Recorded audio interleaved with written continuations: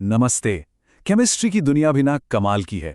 आज हम organic chemistry के दो ऐसे कह सकते हैं सुपरस्टार्स से मिलने वाले हैं जिनके बिना तो पूरी कहानी ही अधूरी है। जी हाँ, हम बात कर रहे हैं एल्डिहाइड्स और कीटोन्स की। तो चलिए इनकी दिलचस्प दुनिया में एक साथ गोता लगाते हैं।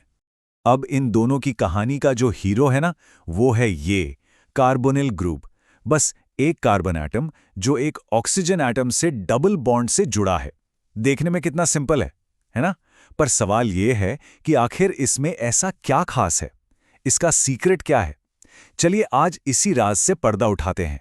तो सबसे पहले ये समझते हैं कि आखिर ये एक ही कार्बोनिल ग्रुप कैसे दो बिल्कुल अलग परिवारों को जन्म देता है, एल्डिहाइड्स और कीटोन्स। इनको क्लासिफाई करना मतलब पहचानना बहुत ही आसान है। सारा खेल इस बात का है कि कार्बोनिल कार्बन के अगल बगल कौन जुड़ा है। जैसा कि इस फ्लोचार्ट में दिख रहा है, यहां से दो रास्ते निकलते हैं। एक हमें ले जाता है एल्डिहाइड्स की दुनिया में और दूसरा कीटोन्स की। तो फर्क क्या है इन दोनों में? बहुत सिंपल। अगर कार्बोनिल कार्बन के साथ कम से कम एक हाइड्रोजन एटम जुड़ा हुआ है तो बस वो एक एल्डिहाइड है।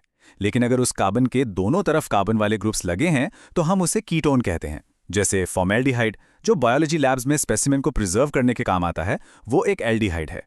और एसीटोन तो सब जानते ही हैं, नेल पेंट रिमूवर, वो एक क्लासिक कीटोन है। अच्छा, तो अब जब हम एल्डिहाइड और कीटोन से मिल चुके हैं तो थोड़ा और गहराई में चलते हैं। मतलब जरा माइक्रोस्कोप लगाकर देखते हैं कि इनके दिल में, यानी उस कार्बन ऑक्सीजन डबल बॉन्ड के अंदर असल में चल क्या रहा है।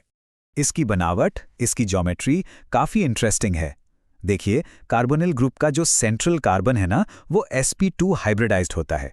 अब इसका सीधा सा मतलब ये है कि ये पूरा स्ट्रक्चर एकदम चपटा होता है, प्लेनर। सोचिए, जैसे एक फ्लैट टेबल पर चार लोग कोनों पर बैठे हों। वो कार्बन और उससे जुड़े तीन और एटम्स सब एक ही प्लेन में होते हैं और इनके बीच का एंगल करीब करीब 120 डिग्री होता है। तो ये जो डबल बॉन्ड है, ये बनता कैसे है? वेल, इसमें दो हिस्से हैं।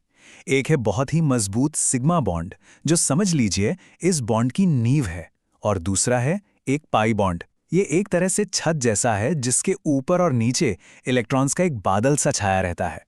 तो सब ठीक है, स्ट्रक्चर समझ आ गया। पर सवाल तो ये है कि आखिर ये स्ट्रक्चर इतना रिएक्टिव क्यों है? मतलब ये इतना बेचैन क्यों रहता है? क्यों ये केमिकल रिएक्शंस करने के लिए हमेशा तैयार रहता है? और इसकी सारी बेचैनी, इसकी सारी रिएक्टिविटी का राज सिर्फ एक चीज में छुपा है, और वो है इलेक्ट्रोनेगेटिविटी।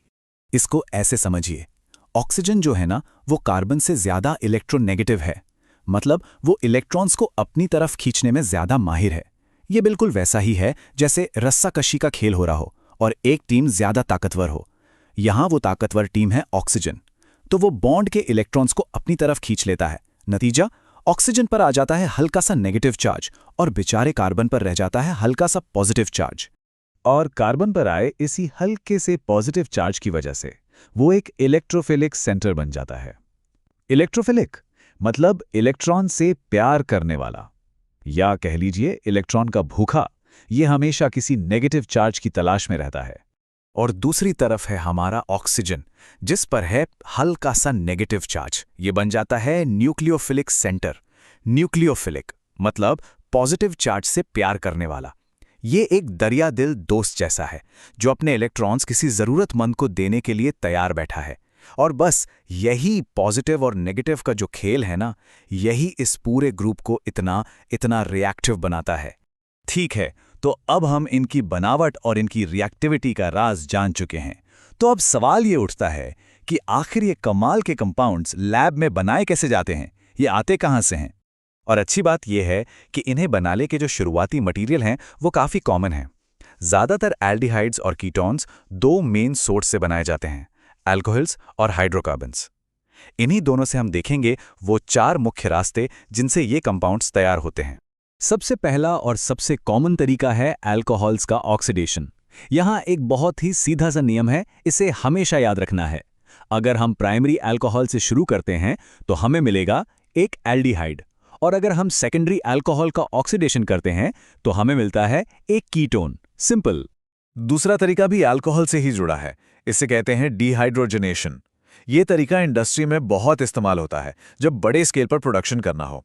इसमें क्या करते हैं कि अल्कोहल की भाप को, वेपर्स को सिल्वर या कॉपर जैसे गर्म मेटल कैटलिस्ट के ऊपर से पास किया जाता है। और मजे की बात यह है कि यहां भी नियम बिल्कुल वही है। प्राइमरी अल्कोहल देगा एल्डिहाइड और सेकेंडरी अल्कोहल देगा कीटोन। अब चलते हैं हाइड्रोकार्बन्स की तरफ। तीसरा तरीका है ओजोनोलिसिस। ये बहुत ही मज़ेदार रिएक्शन है। इसमें हम ओजोन यानी O3 की मदद से एल्कीन के डबल बॉन्ड को कैंची की तरह बीच से काट देते हैं। अब इस कटाई के बाद हमें एल्डिहाइड मिलेगा, कीटोन मिलेगा या दोनों का मिक्सचर मिलेगा। ये सब कुछ इस बात पर डिपेंड करता है कि हमने काटने के लिए कौन सी एल्कीन चुनी थी। और हमारा चौथा और आखिरी मेन तरीका है एल्काइंस का हाइड्रेशन। हाइड्रेशन मतलब सिंपली पानी जोड़ना। आमतौर पर जब हम किसी एल्काइन में पानी जोड़ते हैं तो हमें कीटोन्स मिलते हैं, पर केमिस्ट्री में एक्सेप्शंस तो होते ही हैं, है ना? और यहां का हीरो है इथाइन। ये अकेला ऐसा एल्काइन है जो इस नियम को तोड़ता है और हमें एक एल्डिहाइड देता है जिसका नाम है एसिटिल्डिहाइड। तो एक बार फटाफट से रिकैप कर लेते हैं। ये हैं वो 4 मेन तरीके जिनसे हम इन ज़रूरी कंपाउंड्स को बना सकते हैं। अल्कोहल से ऑक्सीडेशन और डिहाइड्रोजनेशन, और हाइड्रोकार्बन से ओजोनोलिसिस और हाइड्रेशन। हर तरीके का अपना इस्तेमाल है, अपनी खासियत है। तो ठीक है, अब हम ये तो जान गए कि इन्हें बनाना कैसे है, पर अब सवाल यह है कि इनका करे क्या। इनकी असली कहानी तो असल में अब शुरू होती है। ये तो बस बिल्डिंग ब्लॉक्स हैं। सोचने वाली बात तो ये है कि इन ब्लॉक्स को जोड़कर हम कौन कौन सी शानदार चीजें बना सकते हैं। ये एल्डिहाइड्स और कीटोन्स केमिस्ट्री की दुनिया में और क्या क्या बड़े कारनामे करते हैं, ये जानेंगे हम अगली बार।